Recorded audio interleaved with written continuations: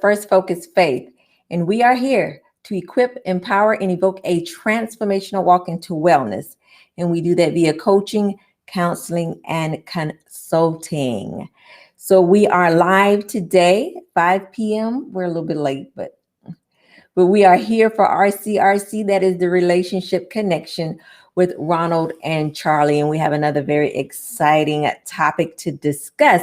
So go ahead and like, share, and subscribe wherever you are watching us on whatever social media platform.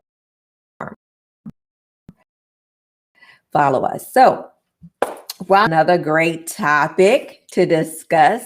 I'm still on us being late. And I'm still there, y'all. Yeah, well, that happens sometimes. Had a little bit.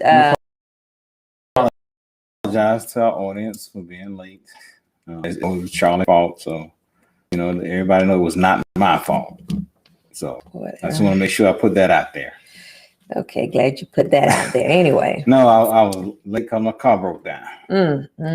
He had to get somebody to save him, but anyway, let's go ahead and get started. So if you see the title, it says, "Just got married and this ain't working out." Got some issues going on here. So there's a lot of dynamics behind this, a lot of things that add to why couples seem to think, or it may be what they thought it was going to be like.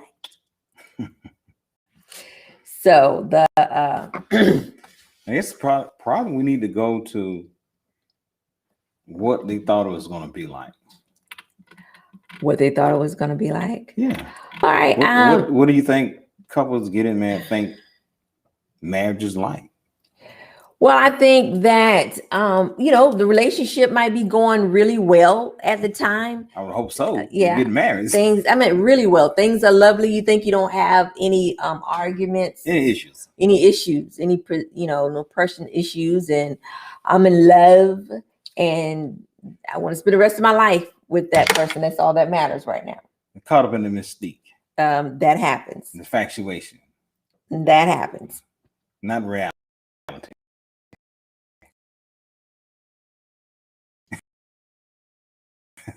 Right. So I just want to live here while I share. Go ahead, Ronald. And well, we echoing why couples have this false perception of what marriage is like that may set them up to have more challenges in the beginning. And I think one of the biggest one is love. Really? And not saying that bad thing, but there's work you have to put into the relationship. Right. And that we caught up in not necessarily love. I said love earlier, but it's the feeling that love provides. So we think that feeling is everlasting and it sustain us. Right. And it would not.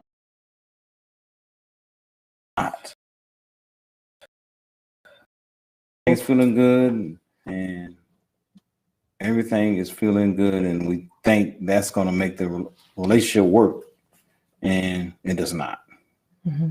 And then when the realization of the relationship comes, then we start looking at it a little bit different, where we think maybe perhaps it's not working out. Right. So let's get into the topic. Let's get into talking about what are some of the things that make it feels like, things just ain't working out. I made a mistake. I should, yeah. Why did I do this? Do you think that happens? I do. Often? I do think that some people look at it and think that they have made a mistake. Yeah. Did you think that? Yes, you did. Man, that hesitation told it all. Wonder why I said that. Well, because some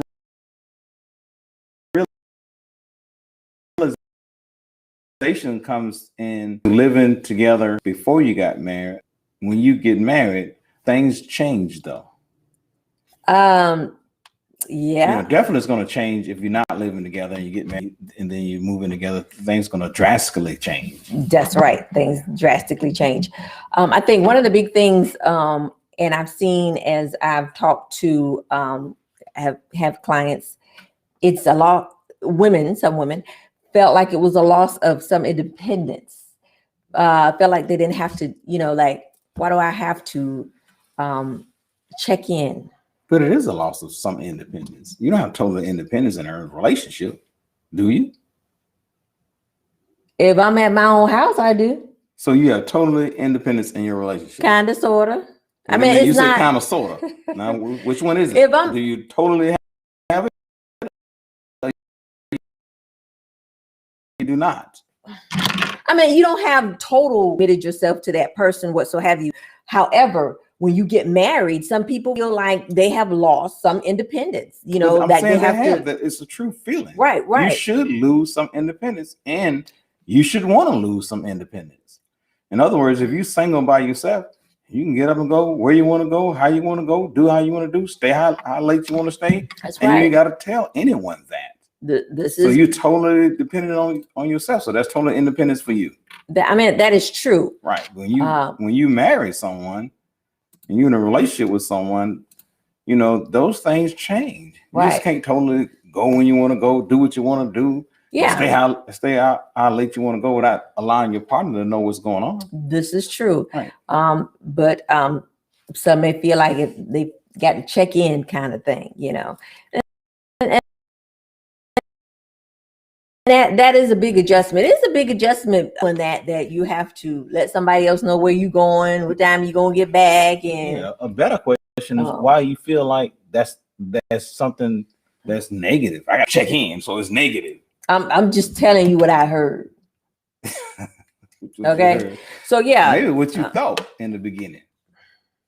I didn't think that way. You did not? No, I didn't think that way, like I had to check in. What I did feel like I had a loss of some independence, though. And rightfully so. Right. Okay. All right. So. Yeah, but you have to understand that when you're with someone, right, one of the things that you want to be is accountable and responsible. That's right. Right. And if I don't know where you're at and what you're doing and what time you coming back and all that stuff, are you being accountable? Are you being responsible? For me, I don't want someone to come to me and say, "Hey, where's Charlotte?" And I said, well, "I don't know where she." Yeah, that doesn't resonate for me. Good feeling in our relationship. Right. You don't want to go overboard. You ain't got to check in every 5 minutes, and if you go to the mall or something, right? You don't have to. I just left the house. And then when you get to the mall, I just got to the mall. Right. Then you go to the store. I just got in the store. Then that's checking in. That's not right. Yeah, well, that's kind of excessive, Ronald. I mean, it's kind of excessive. Well, that's for me. That's what checking in is for me and stuff. That's when is negative. But if you telling your partner I'm going to the mall, I'll be back in a couple hours. That should be fine. Should be, yeah. Right. And then you should not have a problem with that. Right. If you have a problem with that, you have to look in the mirror. Why do you have a problem with that? It's not me. I'm just giving an example. Oh, I thought you were talking about yourself. No.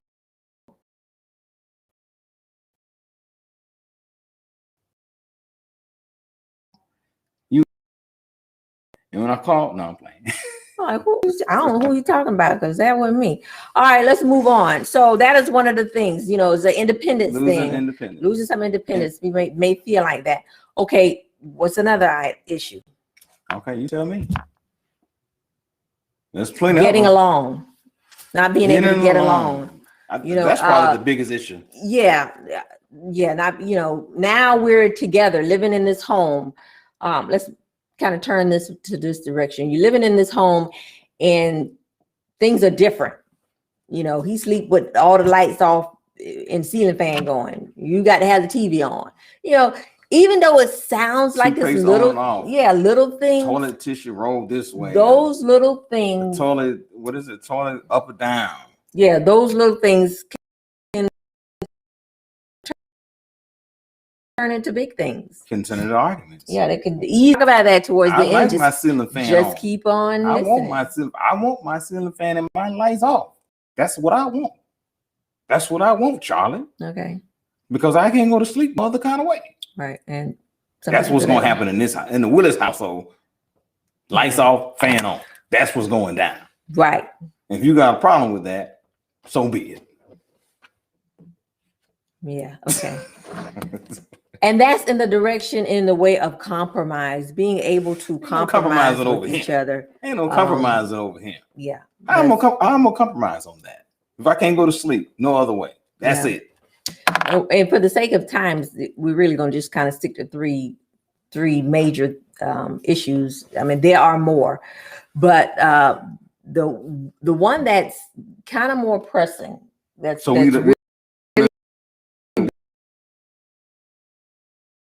We done left get along. Yes, we done left. We didn't talk about it. We're bringing our spaces together. Yes. The problem. You ain't talking about how to solve it. Not yet. Okay. I just said we'll discuss that. Are you here? Did I hear you? All right. So the third one is not becoming one. This when you hear that. Yeah. When you get married, you know, the cleave and all that, and becoming one person. That's kind of hitting on the independence. So if we become one, I'm gonna lose all of that. That's gone. Yeah, but it's not in the same context. Stay with me. All right. Everybody, stay with Charlie. Becoming one.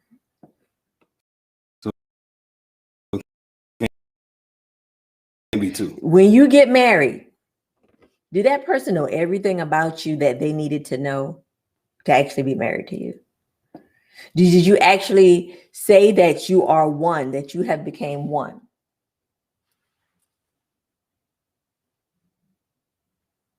Trust. How about that? Did you trust that person totally? Probably not. Probably not. Probably not. We said vows, but probably not. You didn't become one. You didn't become one the day you got married and said your vows. Probably not. And why is that? I don't know. You tell me. And as we live together each day and we learning each other and being married and all that stuff, and the arguments coming and the fighting and all that stuff, finances, the person doesn't. Some people get married and don't know how much each other make. They don't know their credit scores. They don't know their bills. These are my bills, though. These are my bills. Becoming one. They're not becoming one. But on the bill it says Ron Willis. My bills. Right. So let's get in. We got married. So what do? I pay my bills, you pay your bills. Very simple. Come on, y'all. I just solved that problem quick.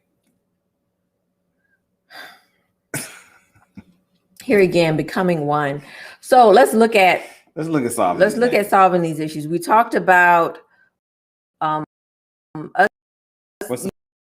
We talked about losing some sort of independence, and that I think it's a thing that you have to know and understand that what I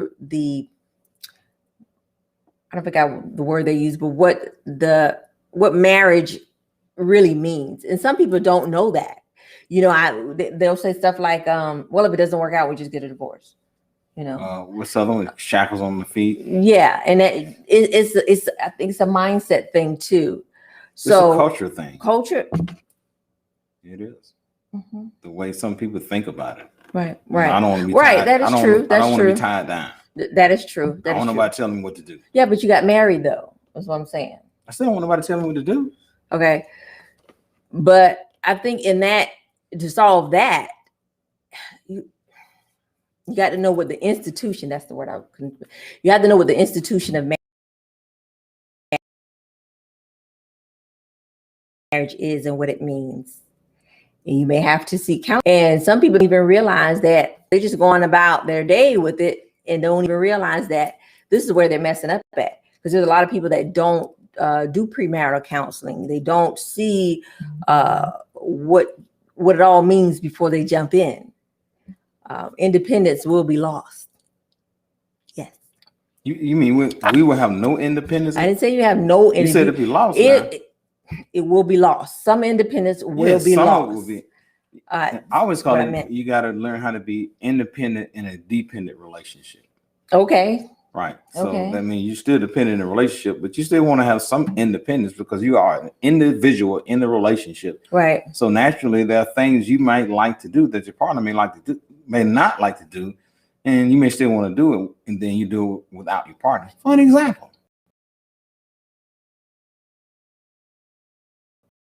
Real fan. Mm-hmm. Football. But anyway, that's another story. But anyway, so that's something you and I don't do together. But I didn't stop doing it because we got together. Oh, Charlie don't like football. She's not a Dallas Cowboy fan, so I'm gonna stop watching it. Right. No, I still do that. Okay, I just don't do it. What do you mean, congrats? I mean, great. You should be a Dallas Cowboy fan. But anyway, that's another story. But anyway, so you know the key thing about independence is, and you know, not having the mindset of shackles on my feet and somebody telling me what to do, really come from the place of love. And you know, the scriptures tell us that love should be patient and kind. Well, part of being patient and kind is being accountable and responsible and dependable in your relationship. Right. Because think about this, right? That is responsible, dependable, and accountable. No one, everybody loves that. So that's what you want to be in your relationship. So yes, you're going to lose some of your independence because you're trying to gain something better. And the better thing you're trying to gain is to show your partner that you can count on me. I'm responsible. I'm dependable. You can count on me. Right. You ain't got to guess where I'm at, and we ain't got to play all these games and stuff, not knowing where my partner at. No, because if I can't depend on you and I can't count on you, and you're not responsible, I'm not going to trust you. I'm not. Mm-hmm. No, these are the core things of the actions of being patient and kind. Yes. Okay. Wonderful. All right. So what about how we're going to solve us not getting along? Because we've moved in, you got ways. I don't like when the toilet seat up. One person. I don't like that. Is neater than the other. You're not neat. You're messy. Yeah. You don't make the bed. I want the bed made. You leave dishes in the sink. I want dishes. I don't want dishes in the sink. So how we make those things work together? Right. How do we make and those they things can work? be very challenging. Mm-hmm. They can be very, very challenging. Okay. So anyway, so let's move on to we just talk about how we're gonna make it work. That's what I'm saying. Let's move on to how to make it work. Sorry. Let's move on to the next one because this one is too challenging. Mm-hmm. Well, I see it as a give and take. Okay, compromising, receiving and giving. Okay, not give and take. That's it, right? Receiving and giving. Okay. And your side, whatever side, you'll be so rigid for your side, right? Mm-hmm. That you're not understanding of your partner's side. Right. Okay. So let's say, for example, you like to make the bed and your partner cares nothing about making the bed, right? Okay. So you don't hold your partner accountable for something that they don't solely want to do, have no desire to do and stuff, right? That's something you can do on your own. You can help out the relationship by, okay, this is something I like. My partner don't care about it. I'll make the bed. Mm-hmm. Okay. And then you want to be understanding that that's not something that your partner really adheres to. So you don't want to be demanding in that situation and try to make your partner do something that you naturally wants to do. Okay. Okay. It could be like, this is your strength in a relationship. Mm-hmm. Right? You know, using making the bed. Okay. Okay. Okay. Making the bed, my strength to prevail. Okay. In such a way that, I make sure that it happens and stuff. And I don't hold you accountable for doing that or to making demands that you should make the bed like I make the bed. Yeah. So it's just a platform of understanding that my partner is different from me, and the things that I like, they may not like. Okay. And then there's things you could compromise on. Right. Okay. So, the biggest one is I'm loving my partner and I'm accepting them for who they are, not for who I want them to be. Ooh, that is good. Accepting your partner for who they are, and not what I want them to be. Who you want them to I be. want you to make the bed, but I gotta accept that's not you. That's good. That's not you making the bed. That's me making the bed. So if I want the bed made, I do it myself. Good job. What if it's things that neither partner wants to get done? I don't know what you mean. Okay. All right. Let's say washing the dishes, right? That's something that has to be done. Right. Right. Okay. Okay. But neither partner likes doing it. But you did it when you weren't together. So right. So now we yeah, together. That's good. Let's change that. Let's not talk about no dishes. Let's talk about cooking. Why are we talking about cooking? I feel like that got something to do with our relationship. No, I just want to hear what you had to say about it. Okay. All right. Let's say, when you was by yourself, right? You cook, but you ain't like to cook. And you said, man, when I get married, I want somebody that's going to cook, right? And let's say both partners feel that way. Okay. And we didn't never discuss it prior to getting married, right?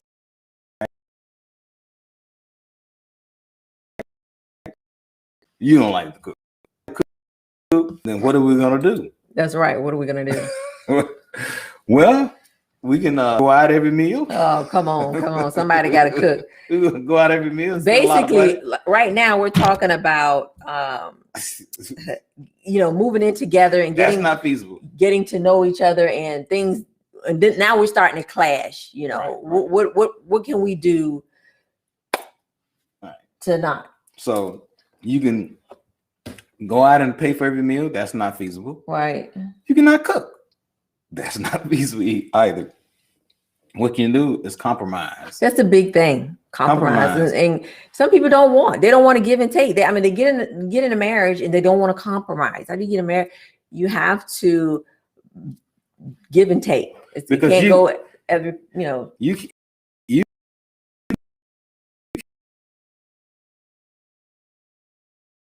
you feel good. Like we talk about cooking. Somebody got to cook. We ain't got enough money to go out every meal. We don't have a maid. We're not gonna sit around and not cook. So somebody got to do this, even though they don't necessarily like doing it. Or you can compromise. So we're not. Or you can compromise. Yeah, you can compromise. Both y'all can cook, or y'all can get an understanding of, okay, then I know you don't like to cook. I know I don't like to cook, but guess what? I'm gonna do the cooking. Okay. All right. Okay. All right. So let's move on to the last one. The last one and the biggest one. The biggest one. We're married now, but we're not one. Well, you're not supposed to be one in the beginning. Right. Day one, you're not one. Yeah, day one, you who are you then? I'm not one. Day one, we're not but one. I think that a lot of people are becoming one. Now, the concept of becoming one, or trying to become one, you're not doing it. Right. That's big. Right. They don't have understanding. They don't have the biblical knowledge, the background. And man, I didn't believe in God and the Bible and stuff. So, naturally, if you don't, read the word, have an understanding of the word and know that even exists, then you're definitely not going to execute it. So the first thing that you want to have an understanding is that our marriage should be founded on us leaving our mother and father and connecting to become one. And that's according to Genesis 2:24. Okay. So the question is, now that we know that, how do we do that? How do we become one? How do we become one? How? Is you and I one now, Charlie? Now, That's not a yes, y'all. That's not a yes. Well, yes, we are. The breath of Ooh, man, that's a hard question. the breath of life that I took when you just asked that question, are we one? I just thought about how it took to get to this point. Oh, you cleaning Yeah, it up now. day one. That's what we're doing. Day now. one, we won one. Day one, you not. But you know, nobody's no won day one. Okay. So let's, the main thing to become one, right? Mm. And it's still founded on love, but it's submitting to each other. Okay. It's Okay. not the wife submitting to the man.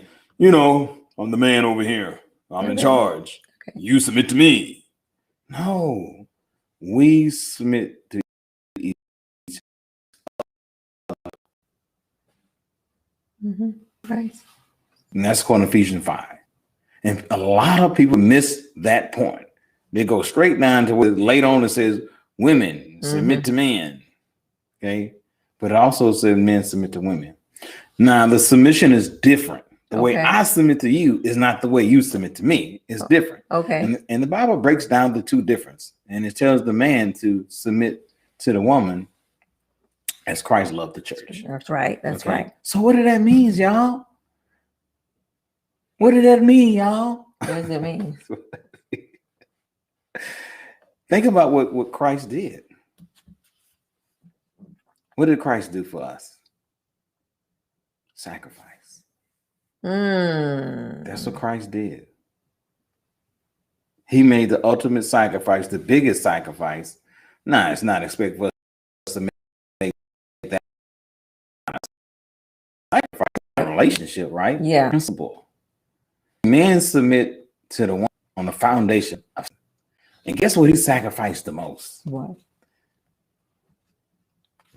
He sacrificed his desires and his wants to allow your desires and wants to triumph his. In other words, he's making you first. Right. What you want becomes more for me than what I want for myself. Right. That's sacrifice. That is a sacrifice. Because think about what Christ didn't actually want to get on the cross. Well, ultimately he said, not my will, but God's will. Yes.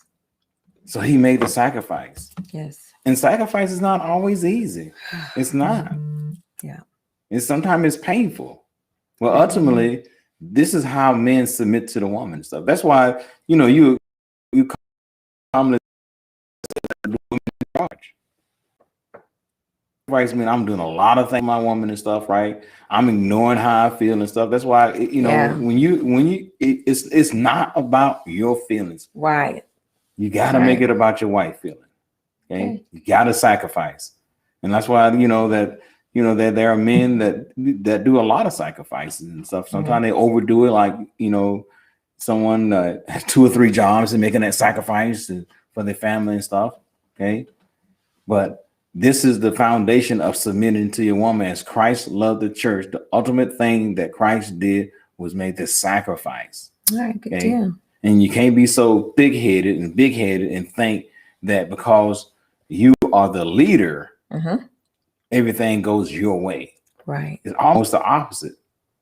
Almost nothing goes your way. Almost. If you're making a sacrifice. That's true. If you're making a sacrifice, right. And then the submission first done by the man. That's key. If you don't submit, she's not going to submit either. She's not. That's why it's lying. If you read the Bible, who submits first? The man. Then it talks about the woman submitting, because the woman is submitting towards you making that sacrifice to her. So if you don't make the sacrifice, she's not submitting. She's not. That's a whole nother video. It is a whole nother video. It's a whole nother video Yeah. that we plan to get into. So. Right. But I want to understand that the biggest connection that we should be striving to make in our relationship is submission toward each other.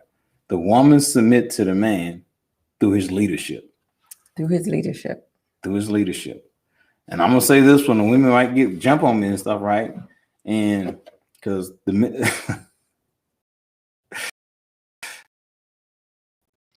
that means that This woman, I get it right. That means a lot of stuff saying. I know, but get it right. This This woman's month, Yeah, get it right. Ain't got what it has to do with woman's month. Okay. A lot. Go ahead. Women, allow your men to make decisions. Trust in their wisdom, trust in their relationship with God, and trust when they make the decision, they also making sacrifice for you. Trust that. Okay? I guess you trust the reason you married him, right? Right. That's why the submission comes from the man first. Mm. Because how I'm gonna submit to your leadership when you jacked up? That's right. It's gonna be hard. That's big. Then I'm not gonna trust you to make decisions. That's right. That's Okay? really big. Even if you disagree with the decision that the man make, support it. So long it ain't crazy. If he's submitting like he should be, we're not talking about not submitting. Right, yeah. We're talking about him submitting to you and you submit to him. Yeah. When that transpires, you should be able to trust a decision, even though you don't agree with it. You support it. I don't agree with that. We ain't doing this right here. Okay, then you're not submitting. Okay, because ultimately his sacrifice is trying to make you happy. That's why the people say, "Well, happy wife, happy life." It's founded on that. Okay, and that's not entirely true because I always say happy house, happy spouse. What I'm saying is that the man motive is toward that way. When he can get that right and stuff right, I don't think there's no woman would trust that man's decision if he's doing that. I don't think so. If you doing those things, then I got you. Okay, because there's going to be time when there's going to be difference of opinion, different process, and you on extreme left and I'm extreme right. Okay, and somewhere we got to meet in the middle to make this thing right. Right. Okay. All right. So. All right, then. Great discussion. I might have scared some people out there. Again. All right. So if you joined this video live, thanks. And if you watch the replay again, thank you. We were talking about, I'm sorry. Just got married and this ain't working out. You know, we were talking about those feelings that you get, some of the issues that present themselves, and then what you can do about it. We discussed not getting along together. You know, you're moving your stuff in, you got different ways. You losing some sense of independence. And then also day one, not becoming one. So discussion, Ronald. So that if you watch this video, make a comment, send us a question. If there's a video that you would like us to do on a topic, just send it to us and we'll dive into it. I am Charlie Willis. I am a mental health therapist, and Ronald Willis, marriage and family therapist. So follow us on Facebook or any of our social media platforms if you would like to reach out to us. We also do subscribe on Facebook. We got to get that tracking. You don't subscribe on not Facebook, YouTube. That's why I said subscribe earlier to our social media platforms. So anyway, let me handle this. Okay. You got it, Charlie. So it's gonna be quiet. Yeah. You in charge. Daddy. I'm making a sacrifice. Whatever. Okay. So anyway, where was I? So that is it for today. We'll be back next week. Next week. No, we won't be there. We won't be here next month. We offer a premarital counseling course. If you're here in Augusta, Georgia, the CSRA. 100% is needed. People need that. Right. Establish a good foundation so you won't have these words we echo in today that, you know, marriage just got married and the marriage not working. Right. You have a good platform to start off. It's not, you know, to solve your relationship, but it is help to start you off in the right direction. Right. It's a 6-hour course. And for those who are, you know, like I said, premarital, you can, if it applies in the Georgia county where you are, you can get $40 off of your your marriage certificate. With that, we will give you a notarized certificate stating that you were here for that course. And marriage, if you are married and want to enhance relationship, you are welcomed as well. So look for us on www.firstfocusfaith.com, or again, any of our other social media platforms. We thank you guys for joining us. We thank you for your support. And before we end this live video stream, Ronald would like to tell you something. That's right. I'm going to tell you something. All right, y'all. I'm a real estate agent serving Augusta and Aiken, serving real estate needs with a passion today, tomorrow, and years to come. Yes, thank you guys. We'll see you again Saturday after next. Thank you and have an awesome weekend.